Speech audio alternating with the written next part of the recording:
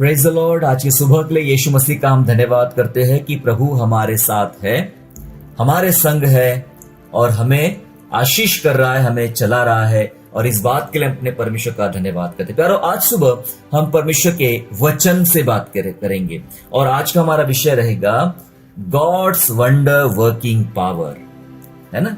God's wonder working power, परमेश्वर की अद्भुत कार्य शक्ति। एक इंग्लिश सॉन्ग हम लोग गाते हैं, there is power power wonder working power, है ना। तो ये बात हमें समझा रहा है प्रभु का वचन कि कैसा परमेश्वर आज काम करता है। वंडर वर्किंग पावर, अद्भुत कार्य शक्ति, कैसी परमेश्वर की कार्य करने का तरीका है और वो किस प्रकार से अपने लोगों के मध्य में कार्य करता है कि जिसके द्वारा उसके भक्तों के जीवन में एक बड़ी बेदारी आए, एक बड़ा परिवर्तन आए। इन बातों को परमेश्वर के वचन से आइए हम लोग जानते हैं और सीखते हैं। जब हम वंडर वर्किंग पावर यानी अद्भुत कार्य शक्ति की बात कर रहे हैं तो हमें जानना पड़ेगा कि परमेश्वर काम कैसा करता है फिर, है ना। अद्भुत कार्य शक्ति, वंडर वर्किंग पावर, तो काम करने के शैली को हमें समझना पड़ेगा, काम करने की ताकत को हमें समझना पड़ेगा और किस प्रकार से परमेश्वर सोचता है, इन बातों को देखना पड़ेगा।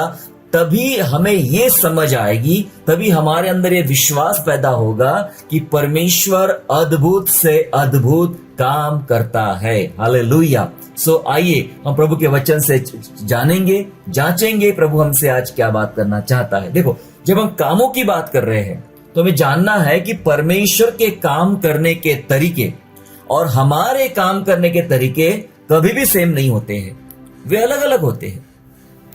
ठीक है, कभी कभी क्या होता है कि हम जो काम करते हैं ना, उन जैसा सोचते हैं, जैसा बोलते हैं, जैसा काम करते हैं, उसी से हम लोग कई बार अंदाजा लगा लेते हैं कि परमेश्वर भी ऐसा करता होगा। कई बार तो हम न्याय की बात करते हैं, ऐसा न्याय की बात करते हैं कि भाई मैं इस प्रकार से न्याय करता हूं तो परमेश्वर भी इसी प्रकार से ही न्याय करता होगा, वो ऐसा ही चलता होगा।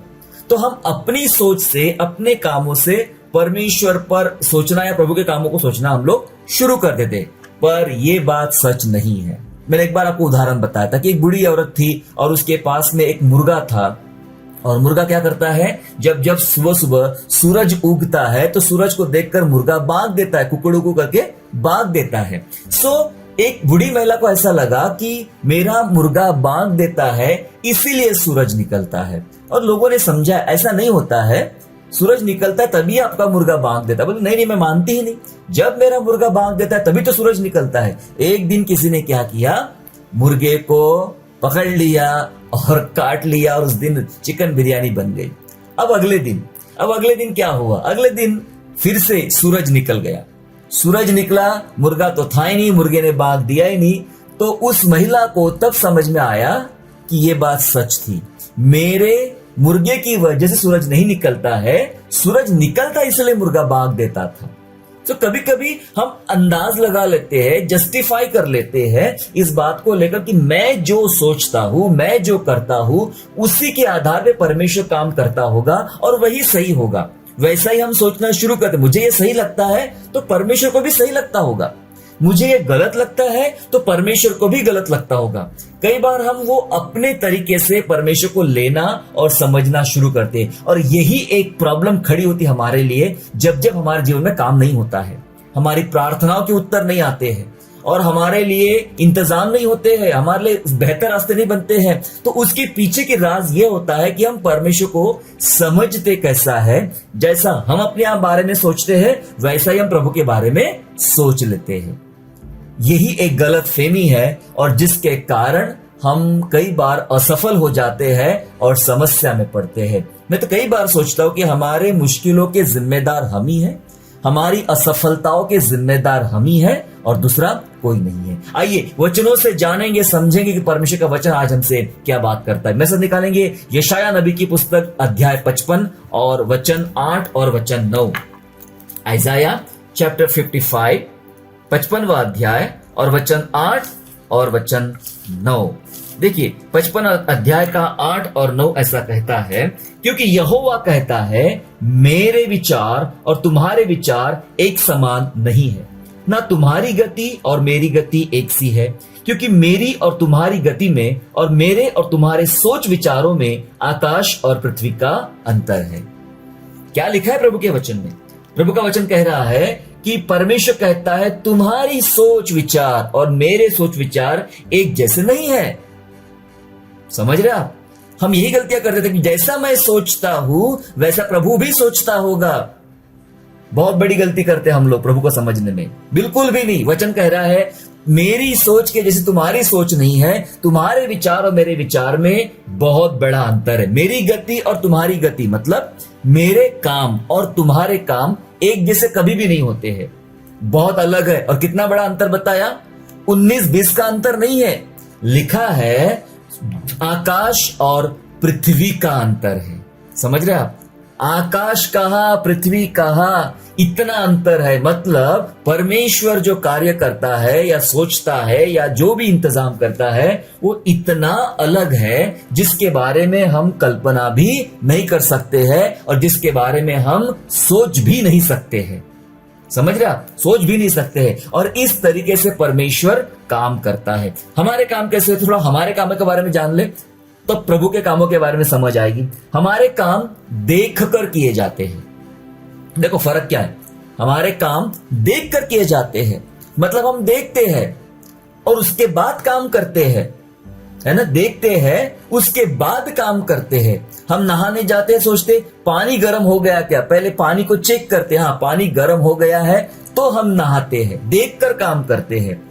महिलाएं रोटियां बनाती है तो तवे पर जब रोटी सेकती है तो पहले इंतजार करती तवा गर्म हुआ क्या नहीं, जितना उनको चाहिए होता है। तवा गर्म हुआ तब रोटी डालते हैं।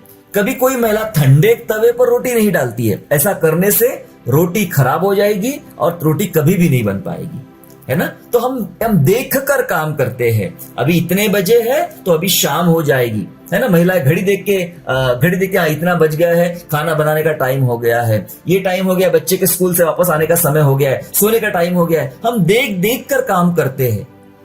लेकिन जब हम परमेश्वर की बात करें तो परमेश्वर के काम करने में कोई नियम नहीं रहते हैं, कोई क्राइटेरिया नहीं है परमेश्वर का।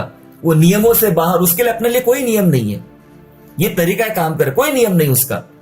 वह भरी धूप में छाव कर देता है, बादल बिछा देता है अपने लोगों के लिए, छाव कर देता है, कोई नियम नहीं उसका। इन दिनों आपने देखा होगा ये समर का महीना, मई महीना चल रहा है और कई क्षेत्रों में बारिश को देखा गया। मई के महीने में बारिश को देखा गया। लोग कहते हैं ये क्या हो रहा है, मई में बारिश तो नहीं आती है, वो तो जून जुलाई के बाद आती है ना? उसके लिए कोई नियम नहीं है। ठंड प्रदेश में भी वो आग लगा सकता है। मूसा को झाड़ियों में दर्शन दिया तो झाड़ियों में आग लगा दिया और झाड़ियां नहीं जल रही है। कोई नियम नहीं है परमेश्वर के लिए, कोई नियम नहीं है। समंदर को भी फाड़ देता है, समंदर को फाड़ देता है, कोई नियम नहीं है। सुखा देता है। यर्दन नदी को रोक देता है, कोई नियम नहीं है। सूरज को रोक देता है, कोई नियम नहीं है। पानी का दाखरस बना देता है, कोई नियम नहीं है। समझ रहे आप? वह बंधा हुआ नहीं है जैसे हम बंधे हुए हैं। हम सोच सोच कर, देख देख कर काम करते हैं, नियम के आधार पे काम करते हैं। पहले गर्म करना पड़ेगा, फिर ये करना पड़ेगा, फिर वो करना पड़ेगा। परमेश्वर यूं ही सब कुछ कर देता है। इसलिए प्रभु ने कहा जमीन और आसमान का अंतर तुम्हारे काम में और सोच विचार में हमारे, है ना? हमारे काम देख कर किए जाते हैं और परमेश्वर के काम का कोई नियम नहीं रहता। पता ये बात क्या कर रही है हमारे अंदर? जब मैंने आपको ये बात बताया, हमारे अंदर एक अजीब सा विश्वास बढ़ा रही है। मैं अपनी बात करूं तो मैं अपना विश्वास बढ़ा रहा हूं। मैं कई बार सोचता हूं जैसा मैं करता हूं वैसा प्रभु भी करता होगा। बिल्कुल भी नहीं ऐसा करता प्रभु। और जब मैं उसको समझना शुरू करता हूं, प्रभु जैसा मैं सोचता करता वैसे ही आप करते होगे ना, तो प्रभु बोलता तू मूर्ख है, मैं तेरे समान कभी भी नहीं करता हूं। तू सोच भी नहीं सकता मैं क्या क्या कर सकता हूं, कहां कहां तक सोच सकता हूं। यस, सो प्रभु ऐसा काम करता है। हम आज का सोचकर काम करते हैं। आज अभी खाना पका लो, अभी खाएंगे और फिर शाम को मर जाएंगे। लोग इस प्रकार से भी बात करते हैं। तो अभी का सोचकर काम करते, अभी फायदा हो रहा है ना, अभी आनंद मिल रहा है ना। हमारा आनंद कैसा होता है? हमारा आनंद क्षण भर का होता है। जैसे कोई परफ्यूम लगाकर निकल गया, इत्र लगाकर निकल गया, तो उस सुगंध से वातावरण या खुद भी बहुत सुगंधित हो जाता है, लेकिन कितने समय के लिए? 1 घंटे के लिए, 2 घंटे के लिए। लेकिन परमेश्वर ने कुछ ऐसी चीजें बनाई है जो घंटा 2 घंटा चलती नहीं है। वो ऐसी चीजें हैं जो सालों साल, अनंत साल तक टिकी रहती है, काम करती है। हम आज का सोचकर काम करते हैं, जबकि परमेश्वर भविष्य का सोचकर काम करता है, भविष्य में क्या होने वाला। इसलिए बाइबल बात कर रही है कि मूसा के जमाने में जो जो घटनाएं हुई, पौलुस की पत्र में लिखा गया है, वो सब हमारे लिए एक नमूना है, हमें सिखाने के लिए वो हुआ था। मतलब परमेश्वर आज की कलीसिया को सिखाना चाहता था, और ये इसके सिखाने की तैयारी परमेश्वर ने मिस्र से शुरू किया। समझ रहे आप, मिस्र से शुरू किया। वहां जो हो रहा था, होम बलि, मेल बलि, पशु बलि, अन्न बलि के बारे में हम बात करते हैं, तो ये बलियां किस बात को दर्शा रहे थे? वो उस टाइम के लिए नहीं था, वो यीशु मसीह के आगमन और यीशु मसीह के बलिदान के बारे में समझाया जा रहा था, वो उसके लिए था। तो जो कुछ उन दिनों चल रहा था वो भविष्य के बारे में, जो आज चल रहा है वो भविष्य के बारे में होने वाला है। तो परमेश्वर भविष्य का सोचकर काम करता है, जबकि हम आज का सोचकर कार्य करते। थोड़ा फर्क पड़ जाता है, समझ रहा? थोड़ा नहीं, ये बहुत बड़ा फर्क है। बहुत फर्क है हमारे और परमेश्वर के कामों में। जी हां, हम सीख रहे हैं वंडर वर्किंग पावर, कैसा अद्भुत तरीके से परमेश्वर काम करता है। हमारे कामों का जो प्रभाव होता है वो जल्दी खत्म हो जाता है। हम जो भी काम करते हैं ना, जल्दी खत्म होते हैं हमारे प्रभाव, कुछ भी। लेकिन परमेश्वर का जो काम रहता है वो एक लंबे समय तक उसका प्रभाव बना रहता है। ये फर्क आपको समझना पड़ेगा। ये फर्क समझने के बाद हमें ये समझ में आता है कि अब मुझे मेरी प्रार्थनाओं में परिवर्तन लाना पड़ेगा। मैं जब परमेश्वर के बारे में सोचूं तो मेरी सोच को थोड़ा बदलना पड़ेगा, है ना? मेरी सोच के बारे में सोचूं तो मैं बदलना पड़ेगा। मैं हमेशा एक जोक बताता कई लोगों को। एक बच्चा था और उसके पास एक ही कपड़ा था, और वो एक दिन स्कूल जाने निकला तो वो कपड़ा भीग गया उसका, बारिश में उसका कपड़ा भीग गया, तो वो स्कूल नहीं आया। फिर दूसरे दिन भी नहीं आया, तीसरे दिन स्कूल पहुंचा तो टीचर ने पूछा उसको कि भाई तू 2 दिन से स्कूल नहीं आया? तो बच्चे ने बहुत ही कोमल जवाब दिया, पहले दिन क्यों नहीं आया? बोले सर मैं घर से निकला हूं स्कूल आने के लिए तो मेरे कपड़े भीग गए, मेरे कपड़े भीग गए, बारिश हो गई ना, मेरे कपड़े भीग गए, इसलिए स्कूल नहीं आया। बोले अच्छा, लेकिन बारिश तो कल नहीं हुई थी, परसों बारिश हुई थी। बोले हाँ सर, फिर से मैं निकला स्कूल आने के लिए, तो जब मैं आपके घर के पास से गुजर रहा था तो मैंने आपके कपड़े सूखते हुए दिखे, आपके घर में आपके कपड़े मैंने सूखते हुए देखे, तो मुझे ऐसा लगा कि आज आप स्कूल नहीं गए होंगे, तो मैं घर लौट के आ गया। समझ रहे? मैं घर लौट के आ गया, इसलिए मैं 2 दिन से नहीं आया। आप समझ रहे क्या सोच रहा है ये बच्चा? ये बच्चे के पास जितने कपड़े थे, एक ही ड्रेस था उसके पास में, और उसको ऐसा लगा कि जैसे मेरे पास एक ही है, भीग गया तो मैं स्कूल नहीं जा पाया, वैसे ही मेरे टीचर के पास ही एक ही ड्रेस है शायद, ऐसा उसे लगा, और वो आज सूख रहा है उनके घर पे, तो इसका मतलब वो नहीं गए होंगे स्कूल। तो जैसे हमारी क्षमता होती है, जैसे हमारी सोच होती है, जैसा हम जीते हैं, वैसा ही सामने वाले के बारे में सोचना शुरू कर देते हैं। और ये उस बच्चे की असफलता थी। ठीक है, कई बार हम ये सोचते हैं अपने साथ में, हम हमारे प्रभाव के बारे में, अपने कामों के बारे में, अपनी जिंदगी के बारे में सोचते हैं, ऐसा ही सोचते हैं प्रभु के बारे में। लेकिन जो बातें मैंने अभी बताया आपको, प्रभु ने कह दिया कभी भी कोई मिलन नहीं है, तुम्हारे सोच विचार मेरे सोच विचार, मेरे काम तुम्हारे कामों में जमीन और आसमान का अंतर है। तो मेरे प्यारो, हम कैसा जीवन जी रहे हैं, हम कैसा जान रहे परमेश्वर को, कितना समझ रहे परमेश्वर को। आओ जरा परमेश्वर को समझे, आओ उसको जाने कि वो क्या चाहता है और किस प्रकार से काम करना चाहता है। देखो, जब परमेश्वर काम करता है ना, ये बात समझ लेना, जब परमेश्वर काम करता है तो अपनी सामर्थ्य के अनुसार काम करता है, सामर्थ्य के अनुसार हम में काम करता है। उसका काम करने की शैली ये है, गॉड्स वंडर वर्किंग पावर हम लोग सीख रहे हैं, परमेश्वर की अद्भुत कार्य शक्ति। परमेश्वर अपने सामर्थ्य के अनुसार हम में कार्य करता है। सामर्थ्य, उसकी सामर्थ्य कितनी है, पहले वो सामर्थ्य भरता है, उसके बाद काम करता है। जो अगला वचन बताने जा रहा हूं वो बहुत सुंदर है, अंडरलाइन करके रखिएगा अपनी बाइबल में, निकालेंगे मेरे साथ में। इफिसियों की पत्री निकाल लेंगे और उसका 3रा अध्याय, इफिसियों निकाल लेंगे हम लोग, और 3रा अध्याय वचन 20, इफिशियंस चैप्टर 3 एंड वर्स 20। तीसरे अध्याय का 20 वचन इस प्रकार से कहता है, अब जो ऐसा सामर्थी है, सुनना ध्यान से, अब जो ऐसा सामर्थी है कि हमारी विनती और समझ से कई अधिक काम कर सकता है, उस सामर्थ के अनुसार जो हम में कार्य करता है। समझ रहे कितना सुंदर वचन है ये। जितने बार पढ़ोगे उतनी बार आपको समझ में आएगा इसका भेद। लिखा है अब जो ऐसा सामर्थी, सामर्थी कौन है? परमेश्वर प्रभु यीशु सामर्थी है जो हमारी विनती और हमारे समझ से कई अधिक काम कर सकता है, और अपनी सामर्थ के अनुसार जो हम में काम करता है। क्या लिखा है? विनती और समझ से अधिक काम कर सकता है, वो भी सामर्थ के द्वारा, वंडर वर्किंग पावर। हम सोचते हैं हम जो विनती कर रहे हैं वो स्पेशल है। कभी कभी लोग किसी किसी की प्रार्थना की नकल करते हैं। वो बहन ऐसी प्रार्थना करती ना, वो बहन ऐसी प्रार्थना की शुरुआत करती है तो मैं भी वैसी प्रार्थना करूं। वो भाई वैसे प्रार्थना की शुरुआत करता है ना तो मैं भी प्रार्थना की शुरुआत ऐसे करूं। वो इस प्रकार से प्रार्थना करती है तो मैं भी ऐसी प्रार्थना करूं।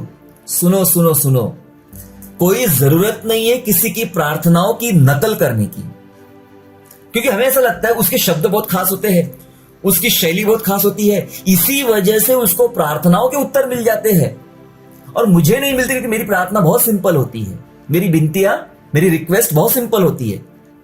नहीं, यहां कुछ और लिखा है। एक ऐसा सामर्थ्य हमारा परमेश्वर है जो तुम्हारी विनती और जो तुम्हारे समझ से भी बढ़कर काम कर सकता है। इसका ये मतलब समझ रहे हैं आप? इसका ये मतलब है कि जो विनतियां हम करते हैं प्रभु के सामने वो बहुत छोटी होती है, तो बहुत छोटी होती है। कोई कितना ही बोल दे मैं तो ऐसी ऐसी प्रार्थना करता हूं, मैंने वैसे वैसे प्रार्थना से वैसा वैसा पाया, वैसे वैसे आशीष पाया। अरे आप कितनी भी प्रार्थना कर लो, कितनी भी विनतियां कर लो, वो सब बहुत छोटी छोटी बातें हैं, क्योंकि प्रभु वो तो जरूर करेगा जो आपको जरूरत है, पर पता है वो सब कुछ कर सकता है जो हम कभी सोच भी नहीं सकते, ना मांग सकते, ना कभी हिम्मत कर सकते हैं। उसने कह दिया तुम्हारे विनती से भी बढ़कर और समझ से भी बढ़कर मैं काम करता हूं।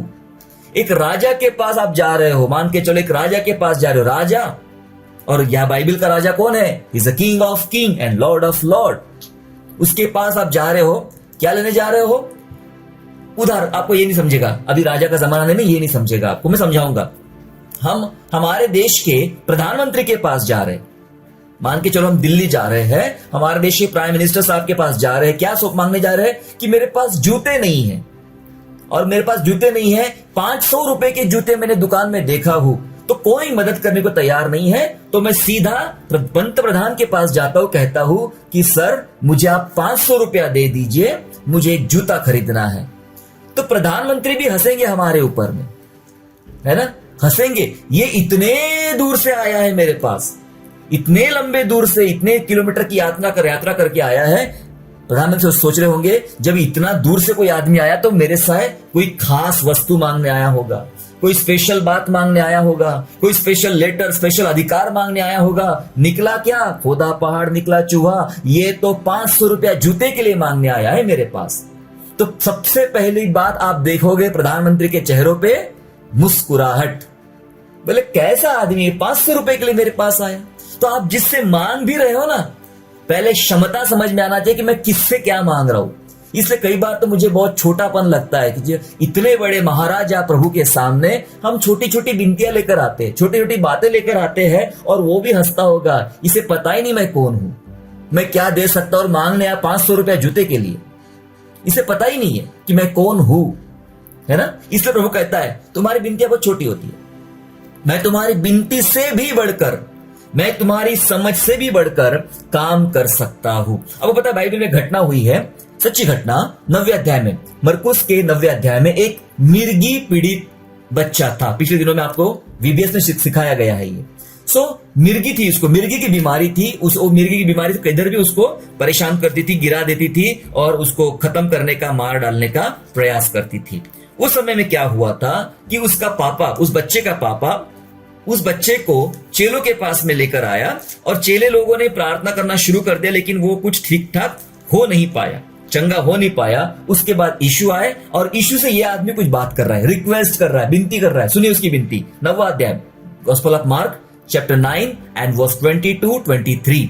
9वां अध्याय मरकुस का 22 और 23 वचन देखो। 22-23 वचन ऐसा बोलता है, उसने कहा बचपन से उसने इसको नाश करने के लिए कभी आग कभी पानी में गिराया, परंतु यदि तू कुछ कर सके तो हम पर तरस खाकर हमारा उपकार कर।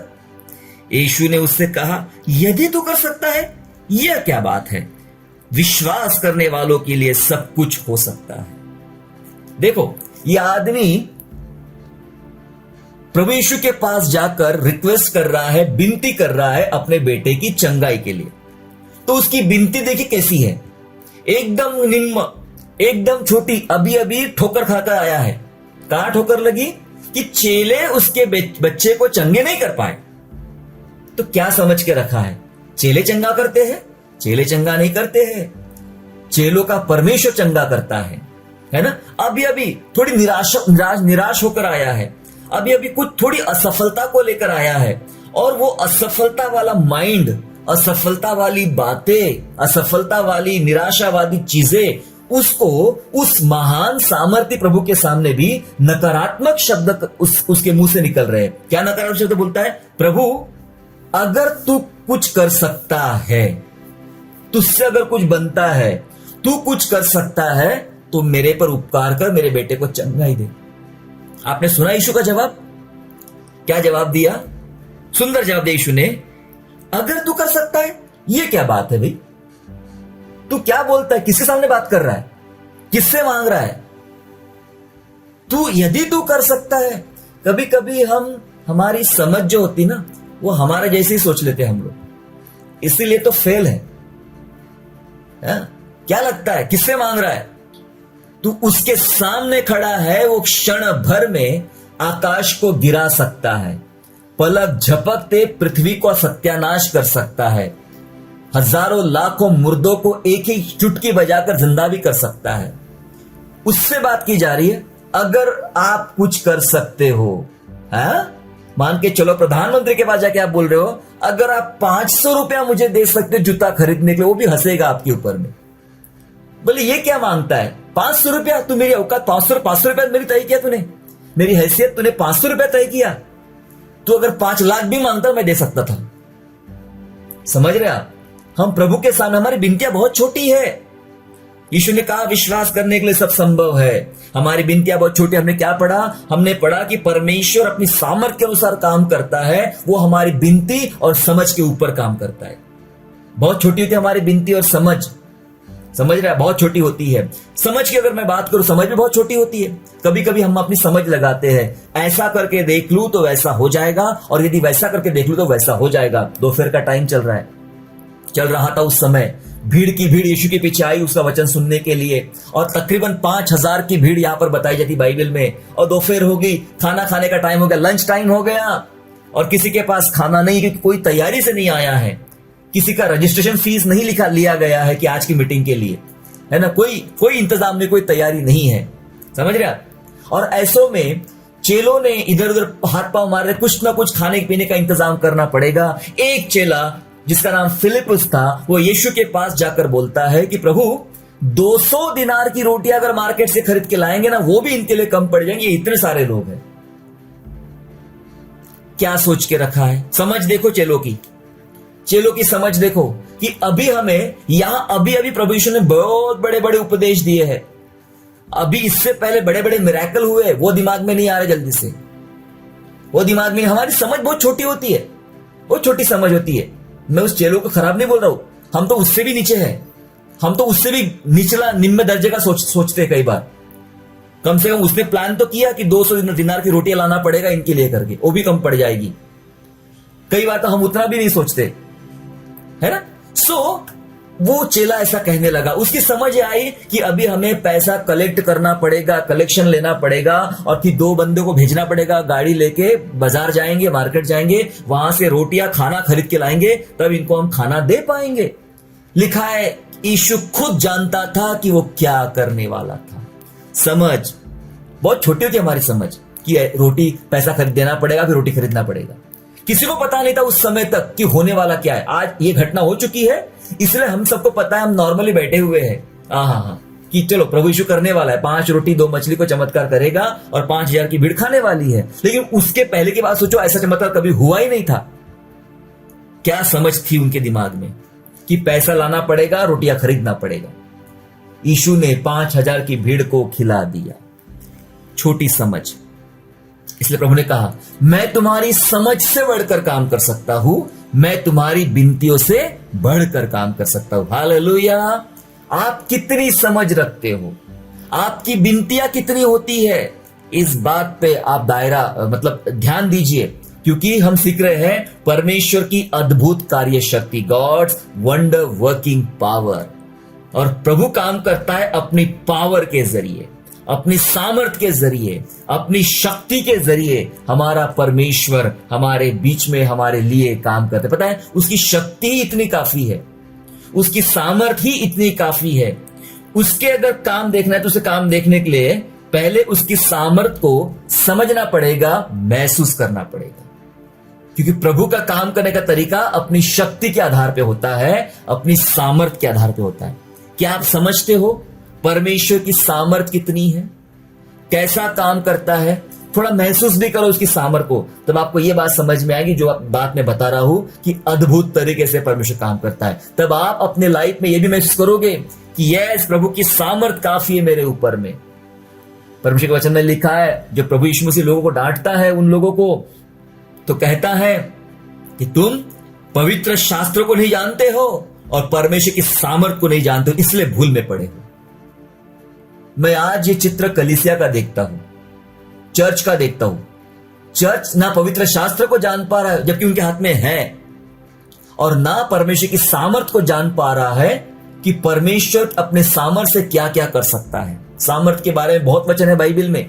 यीशु जी उठा था और जब वो जाने लगा, स्वर्गारोहण होने लगा, तब वो कहता है, जब पवित्र आत्मा तुम पर आएगा तो तुम सामर्थ पाओगे। सामर्थ की बात किया उसने, तुम्हें सामर्थ चाहिए होगी, बिना सामर्थ के तुम्हारे लाइफ में काम नहीं होगे। और पवित्र आत्मा है जो आपको सामर्थ, भीतरी सामर्थ प्रकट करता है। आइए वचनों के साथ समझेंगे कि उसके काम देखने के लिए पहले उसकी सामर्थ को समझना पड़ेगा, महसूस करना पड़ेगा। इफिसियों पहला अध्याय निकाले। जब आप इफिशियंस को पढ़ते हो तो आपको ये समझ में आता है, ये इफिसियों का अध्याय या किताब ये बहुत सामर्थ की बात करती है। बहुत सारे वचन ऐसे हैं जो सामर्थ के बारे में बात करते हैं, है ना। अभी हमने इफिसियों का ही वचन पढ़ा था। ऐसा सामर्थ्य है जो विनती और समझ से भी बड़ा काम कर सकता है, अपने उस सामर्थ्य जो उसने हमारे अंदर डाला है। अब पढ़े पहला अध्याय इफिसियों का और वचन 19, Ephesians chapter 1 and verse 19 verse 19 वचन ऐसा बोलता है, और उसकी सामर्थ हमारी ओर जो विश्वास करते हैं कितनी महान है कि उसकी शक्ति के प्रभाव के उस कार्य के अनुसार।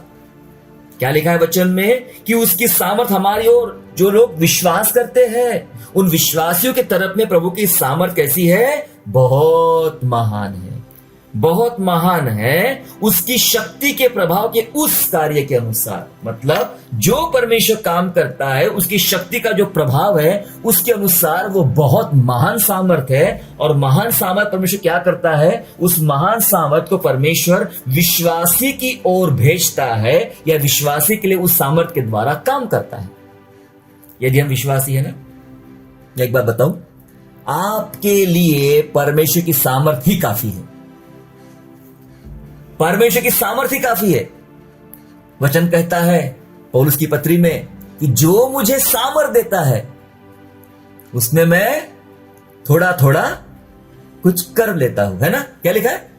उसमें मैं सब कुछ कर सकता हूं, ऐसा लिखा है। हालेलुया। जो मुझे सामर्थ देता है, मतलब वो कह रहा है कि मेरी विनतियां, मेरी प्रार्थना, मेरे काम, मेरी ये सारी बातें दूर रही है, लेकिन मुझे एक बार अगर परमेश्वर की सामर्थ मिल जाए तो जो मुझे सामर्थ्य देता है, शक्ति देता है, उसी सामर्थ्य के द्वारा मैं सब कुछ कर सकता हूं। यस, चर्च कहे सब कुछ। यस, सब कुछ कर सकता हूं। किसके द्वारा? सामर्थ्य के द्वारा। यहां नहीं लिखा गया कि आपको बहुत प्रेयर करना पड़ेगा, आपको बहुत मांगना पड़ेगा, आपको बहुत रिक्वेस्ट करना पड़ेगा, फास्टिंग करना पड़ेगा। नहीं, यह लिखा है सामर्थ, उसकी सामर्थ के द्वारा परमेश्वर चमत्कार करेगा, काम करेगा। हम बहुत निर्बल होते चले जा रहे हैं, हम बहुत कमजोर होते चले जा रहे हैं। आप जब आराधना के लिए खड़े होते हो, महसूस करते हो अपने अंदर एनर्जी, कि मेरे अंदर एक एनर्जी आ रही है आराधना में, यस मैं उठ रहा हूं, मैं बढ़ रहा हूं। एनर्जी, आप भीतर ही एनर्जी फील नहीं करते हो। इसीलिए आधे लोग 10 मिनट खड़े होते हैं ना, तो 5 मिनट में उनके पांव दर्द करना शुरू हो जाते हैं और वो बैठ जाते हैं। समझ रहे, बैठ जाते हैं, उनका गला सूख जाता है गला सूख जाता है, थकावट होना शुरू हो जाता है, गर्मी परेशान करना शुरू हो जाती है, थक जाते हैं। ये भीतरी ठंडापन होता है जो हमें शांत करता है। मैं आपको बताना चाहता हूं, पागलपंती जरूरत है परमेश्वर की आराधना के लिए। और जब आप भीतरी एनर्जी महसूस करते हो, मैं बताना चाहता हूं, आपके पूरे कपड़े भीग जाएंगे साहब, पूरे कपड़े भीग जाएंगे पसीने से, आप रुकना नहीं चाहोगे। इससे कहते हैं क्योंकि भीतर से एनर्जी, आत्मिक एनर्जी काम कर रही है। ना पंखे है, ना कुछ है, ना कुछ है, लेकिन एनर्जी। मैं अपनी सेवकाई के दौरान कितने गांवों में, कितने स्थानों में, कितने स्लम में जा जाकर सेवा किया। वहां एसी छोड़ो, कूलर भी नहीं मिलता था, नॉर्मल फैन भी नहीं मिलता था, नॉर्मल फैन भी नहीं मिलता था।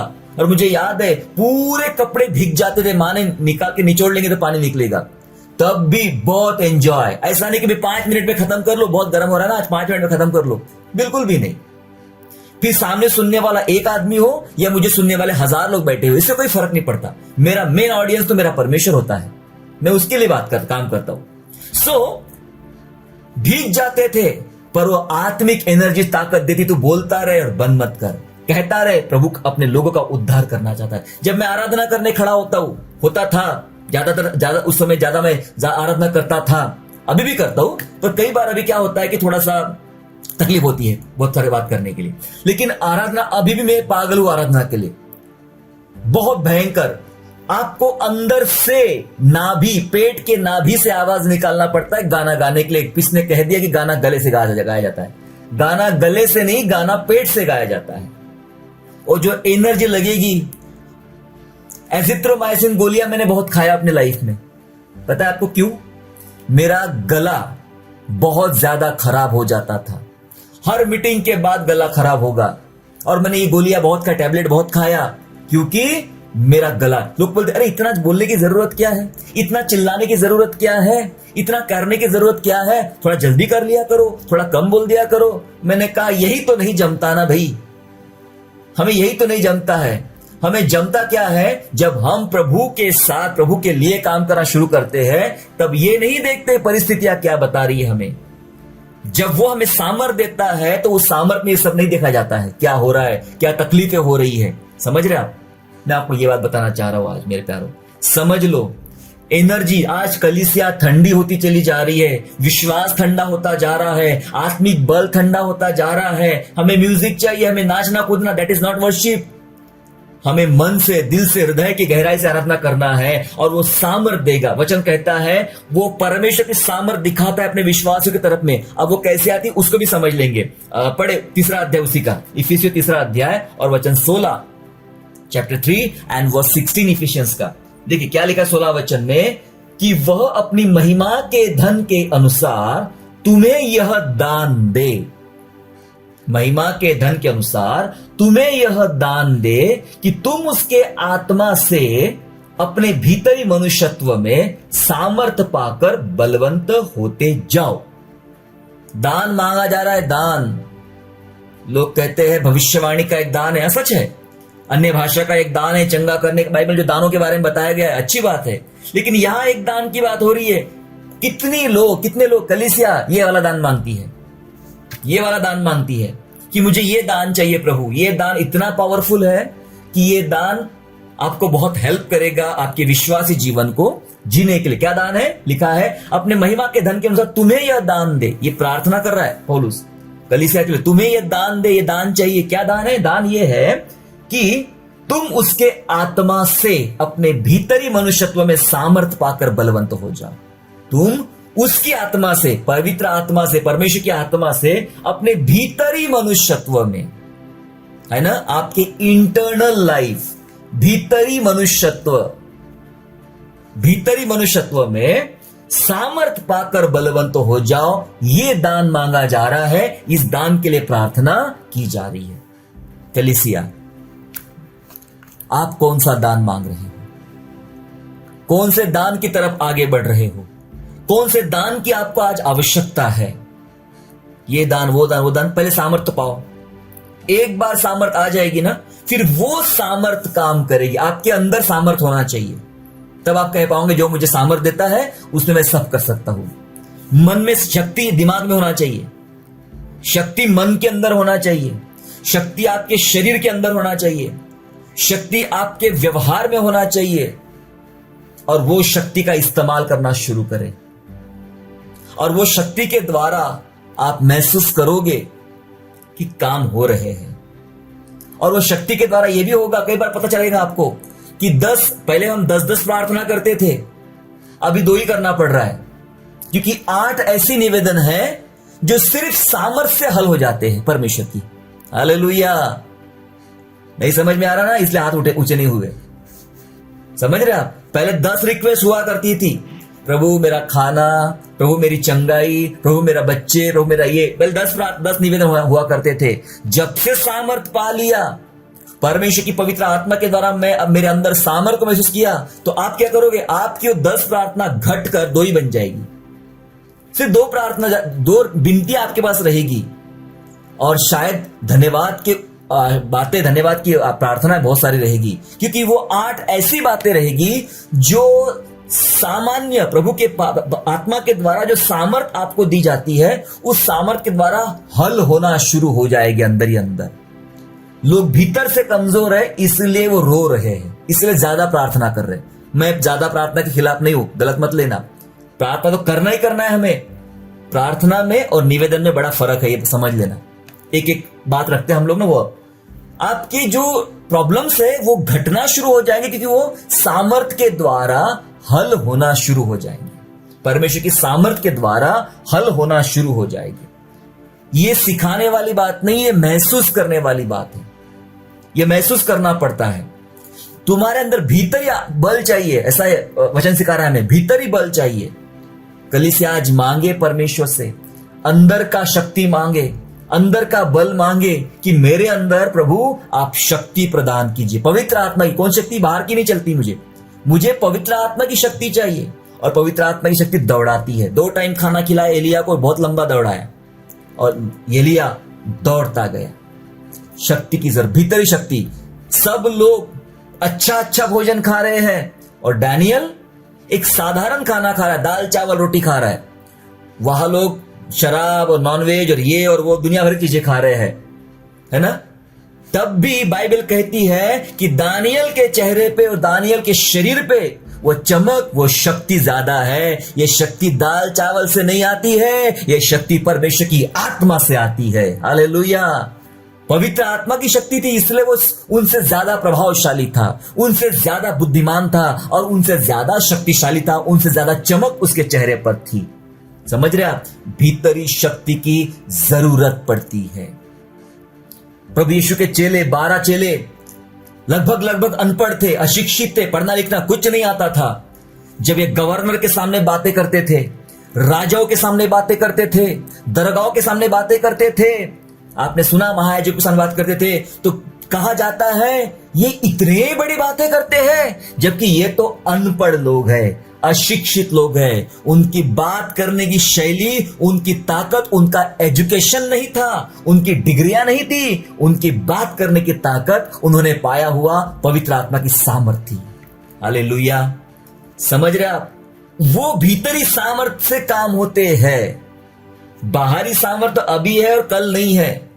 भीतरी सामर्थ की जरूरत पड़ती है। और ये दान मांगे, अगर आपको सच में अपने जीवन में प्रभु के बड़े बड़े कामों को देखना है होते हुए, तो प्रभु को मांगे, प्रभु को सामर्थ दे मुझे। वो सामर्थ ही मेरे अंदर काम करेगी और उसी सामर्थ के द्वारा मैं चीजों को होते हुए देखूंगा, मैं कामों को होते हुए देखूंगा। वो सामर्थ प्रभु आप मुझे दीजिए। ये सामर्थ कैसे काम करती है, मैं 1-2 उदाहरण बता के जल्दी समाप्त करना चाहता हूं 5 मिनट के अंदर में। देखो, प्रभु यीशु के पास पीछे चलने वालों की बहुत बड़ी भीड़ थी, बहुत बड़ी भीड़ थी। एक भीड़ में एक दिन ऐसा हुआ, एक 12 साल से लहू बहने वाली स्त्री भी उस भीड़ का हिस्सा बन गई। वो भी उस भीड़ में आई कि मुझे भी चंगाई मिलना चाहिए। वो उस भीड़ में आई। लूका रचित सुसमाचार उसका 8वें अध्याय में आपको समझ में मिलेगा। यीशु कुछ कह रहे हैं और जो कह रहे हैं ये बहुत खास बात है, ये बहुत खास बात है। 8वां अध्याय और 46 वर्ष 46 वचन लूका का लिखा है वहां पर, परंतु यीशु ने कहा किसी ने मुझे छुआ है क्योंकि मैंने जान लिया है कि मुझ में से सामर्थ निकली है। हालेलुया। कैसी मिली चंगाई उस स्त्री को? क्या उसने प्रार्थना किया? क्या यीशु ने उसके सिर पे हाथ रखा, उसे कुछ बोला, आशीष दिया, चंगाई के शब्द बोले? कुछ भी नहीं। बस भीड़ चल रही है, भीड़ में सब लोग एक दूसरे को टूट पड़ रहे हैं और ये औरत आई है, पीछे से घुसी, नीचे घसीटते घसीटते और यीशु के वस्त्र को, कपड़े को पीछे से छू लिया, पकड़ लिया और यीशु रुक गया। पता है क्यों? क्योंकि यीशु ने कहा किसी ने तो मुझे छुआ है। अरे भाई सब छू रहे, नहीं नहीं ये स्पेशल है, मेरे में से सामर्थ निकली है, तभी चंगी हो गई वो। आप जान रहे उसकी चंगाई कैसे मिली? उस औरत की यीशु की सामर्थ के द्वारा, यीशु की सामर्थ के द्वारा चंगाई मिली। समझ रहे? क्या चाहिए हमें? सामर्थ। कौन सा दान मांग रहा है पौलुस कलीसिया के लिए? सामर्थ का दान मांग रहा है। वो सामर्थ चाहिए प्रभु, तो अपनी सामर्थ के द्वारा चंगा करता परमेश्वर। ठीक है, इतना ही नहीं, एक और जगह पढ़े लूका रचित सुसमाचार में 8वां अध्याय, उसके पहले मिलेगा, माफ कीजिए 6वां अध्याय और वचन 19, चैप्टर 6 एंड वर्स 19। क्या लिखा है? 6वां अध्याय के 19 पद में लिखा है, और सब उसे छूना चाहते थे। किसे? यीशु को। सब उसे छूना चाहते थे क्योंकि उसमें से सामर्थ निकलकर सबको चंगा करती थी। यीशु में से सामर्थ निकलकर चंगा करती थी। इसलिए यहां कोई प्रेयर वेयर नहीं चलती थी, प्रेयर मीटिंग होती, बस लोग छूना ही चाहते थे। ये टच किया, ये सामर्थ निकली, ये टच किया, ये सामर्थ निकली, टच किया और चंगाई आ गई, टच किया, काम होने शुरू हो गए। सामर्थ के द्वारा काम होते थे, सामर्थ के द्वारा। यीशु की सामर्थ बड़ी प्रभावशाली मेरे प्यारों, और बाइबल कहती है वो सामर्थ मैं तुम्हारे अंदर डालना चाहता हूं। और जब वो सामर्थ आती है तो सबसे पहले हमारे लाइफ में काम होते हैं। आज नहीं हो रहे ना, तो वीकनेस है आपके अंदर, कमजोरी है, सामर्थ नहीं पा रहे आप। सामर्थ पहले तैयार करे, अपने अंदर महसूस करे। चेलों के अंदर वो सामर्थ आई क्योंकि उन्होंने पवित्र आत्मा पाया, उन्होंने प्रभु को प्रसन्न किया, उन्होंने सामर्थ को समझा। तो सामर्थ पता कहां निकली? अगर आप प्रेरित तो काम में पढ़ ले, आपको समझ में आएगा कि लोग अपने घरों से कपड़े लेकर आते थे, रुमाल लेकर आते थे और ये चेलों को टच करते थे, छूते थे। और छूने के बाद यदि वो रुमाल, यदि वो कपड़ा किसी बीमार पर डाल दिया तो बीमार चंगे होते थे। यह ऐसा हुआ है बाइबल में। वो कपड़ा किसी बीमार पर डाल दिया तो चंगे हो जाते थे बीमार, क्योंकि सामर्थ निकलती थी। कभी आपने महसूस किया ये वाली बात कि आपके कपड़े से भी किसी को चंगाई मिल जाती है, आपके छूने से किसी को चंगाई मिल जाते हैं, आपके उपस्थिति से किसी के लाइफ में काम होना शुरू हो जाता है। वो सामर्थ लेकर हम नहीं चल रहे हैं प्यारो। सामर्थ कैरी करे, प्रभु की सामर्थ, और वो पवित्र आत्मा के द्वारा मिलेगी, पवित्र आत्मा के द्वारा मिलेगी। आप एंजॉय करेंगे अपने अंदर में, अपने भीतर में एक तंदुरुस्ती को, एक एनर्जी को महसूस करोगे। और वो आप महसूस करोगे कि जहां मैं बात कर रहा हूं, जहां मैंने छू लिया, जहां मैंने काम कर लिया, वहां सामर्थ है, वहां काम हो रहा है परमेश्वर का। उस सामर्थ को महसूस करें। इतना ही नहीं, चेलों की परछाइयों में भी सामर्थ थी। लिखा है वचन में उनकी परछाइयां गिरती थी दीवारों के ऊपर में, और जिन जिन पर परछाइयां गिरती थी वो लोग चंगे हो जाते थे। अब ये तो यीशु मसीह नहीं है, ये यीशु के चेले हैं। लेकिन क्यों हो रहा है ऐसा? ये सामर्थ से भरे हुए लोग हैं। ये चाहता है परमेश्वर कलीसिया बोलता तुम्हारे काम मेरे काम बहुत अलग है। तुम सोचते मैं ऐसा ऐसा करके काम करूंगा, प्रभु बोलता मैं वैसा नहीं, ऐसा करके काम करूंगा। मैं इस्तेमाल करूंगा नाक पोंछने वाले बच्चे को भी, प्रभु इस्तेमाल करेगा। उसकी सामर्थ, वंडर वर्किंग पावर, जो काम होता है ना हमारे लाइफ में, दुनिया में जो करता है परमेश्वर, वो अपनी सामर्थ के द्वारा। हम बहुत सारे गीत है इसमें, प्रभु यहोवा तूने बड़े सामर्थ से आकाश और पृथ्वी बनाया, सामर्थ से बनाया आकाश पृथ्वी, सामर्थ से उसने चंगा किया लोगों को, बीमारों को, और सामर्थ के द्वारा कलीसिया को परिवर्तन किया।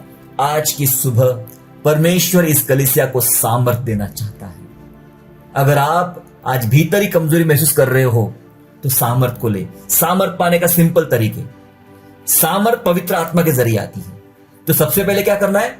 पवित्र आत्मा का अभिषेक, पवित्र आत्मा की उपस्थिति और पवित्र आत्मा से भरे जाने के लिए अपने आप के लिए प्रार्थना करें। प्रभु मुझे भर। इसका तरीका यह है, सिंपल तरीका, वचन और आराधना।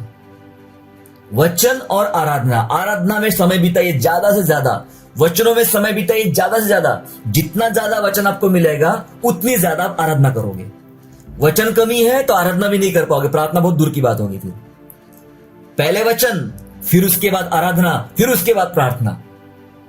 ये सीक्वेंस बनाइए तो आपके अंदर एनर्जी आएगी और पवित्र आत्मा आपको भरेगा और वो भरी हुई सामर्थ आप महसूस करोगे। मैंने जो बताया बिल्कुल वैसा होगा, आप महसूस करोगे। आपके बोलने से काम हो रहे, आपके सिंपल प्रार्थना से काम हो रहे, आपके टच करने से काम हो रहे, आपकी चीजों से काम हो रहे। ये होगा, बाइबल में हुआ। बाइबल का परमेश्वर आज भी जिंदा है, आज भी वही काम करेगा अपने भक्तों के द्वारा। अगर आप वीकनेस फील कर रहे हो, कमजोरियां फील कर रहे हो, खड़े हो जाए अपने स्थान पे। मैं आपके लिए प्रार्थना करना चाहता हूं। अपने स्थानों के ऊपर खड़े हो जाइए, हम प्रार्थना करेंगे, प्रभु की सामर्थ को मांगेंगे। प्रभु मुझ पर अपनी सामर्थ उंडेल। प्रभु से मांगे, प्रभु मुझ पर अपनी सामर्थ उंडेल। प्रभु ने कहा जब पवित्र आत्मा तुम पर उतरेगा तब तुम सामर्थ पाओगे। यस, सामर्थ यूं ही नहीं आएगी, जब पवित्र आत्मा उतरेगा तब सामर्थ आएगी। आइए हम दुआ करेंगे। Thank you Jesus, thank you Lord. धन्यवाद परमेश्वर, धन्यवाद यीशु। परमेश्वर के काम वंडर वर्किंग पावर है, अद्भुत कार्य शक्ति है परमेश्वर की। उसी शक्ति के द्वारा परमेश्वर अपने भक्तों के बीच में काम करना चाहता है। हालेलुया, धन्यवाद प्रभु। तू बदल दे मेरे मन को, दे आशीष इस जीवन को, तेरा दर्शन हमें मिले। करते हैं प्रार्थना तुझसे, तेरी महिमा से, तेरी सामर्थ से फिर से तू अभिषेक कर दे। तेरी महिमा से, तेरी सामर्थ से फिर से तू अभिषेक कर दे। आप पवित्र आत्मा, आप पवित्र आत्मा, आप पवित्र आत्मा, आप पवित्र आत्मा, फिर से वो आग बरसा दे, फिर से तूफान आने दे। तेरी महिमा से, तेरी सामर्थ से फिर से तू अभिषेक कर दे। फिर से तू अभिषेक कर दे प्रभु, फिर से वो आग बरसा दे, फिर से वो सामर्थ बरसा दे प्रभु। मैं दुआ करता हूं आज मेरे भाई बहने, ये कलीसिया पिता परमेश्वर अपने अंदर कमजोरी को महसूस कर पा रही है, परमेश्वर की सामर्थ को महसूस नहीं कर पा रही है। मैं दुआ करता हूं पवित्र आत्मा अपनी सामर्थ से भरिए, क्योंकि सामर्थ के द्वारा काम किया प्रभु आपने, और सामर्थ के द्वारा ही हमारे जीवनों में काम होंगे। प्रभु हमारी सोच कहती प्रभु ऐसा करेगा वैसा करेगा, जैसे वो नामान कोड़ी सोचता था, वो सोचता था एलीशा प्रभु का दास नीचे आएगा, मेरे सिर पे हाथ रखेगा, मुझे जख्मों पर तेल लगाएगा। उसने कुछ नहीं किया, ये उसकी समझ थी प्रभु। लेकिन सेनाओं के यहोवा ने सोचा था कि वो डुबकी लगाने से ही चंगा हो जाएगा। ये डुबकी उस बपतिस्मे को दर्शाती पिता परमेश्वर। ओ पिता, हमारी समझ से नहीं, हमारे विचार से नहीं, हमारे विनतियों से नहीं, लेकिन हमारे प्रभु अपने बड़ी सामर्थ से आज हम पर चमत्कार कीजिए, अपनी बड़ी सामर्थ से हमारे ऊपर उपकार कीजिए। हम जानते हैं हम उस व्यक्ति के समान ये बात नहीं कहेंगे कि प्रभु अगर तुझसे हो सकता है तो कर, लेकिन प्रभु हम ये बात आज से कहेंगे, मेरे प्रभु से सब कुछ हो सकता है, मेरे प्रभु के लिए सब संभव है। यीशु मसीह नासरी के नाम से सारे असंभव काम संभव होना शुरू हो जाए। आइए पवित्र आत्मा हमारे कामों को संभव बनाइए, हमें सामर्थ्य से भर दीजिए और आपके वंडर वर्किंग पावर को पहले मैं अपने लाइफ में देख सकूं, अपने जीवनों में देख सकूं, तब जाके मैं दूसरों के जीवनों में देखने वाला बनूं। अनुग्रह दे पिता राजा, हमें अपनी सामर्थ्य से भर, अपनी महिमा कर। धन्यवाद स्तुति करते हैं,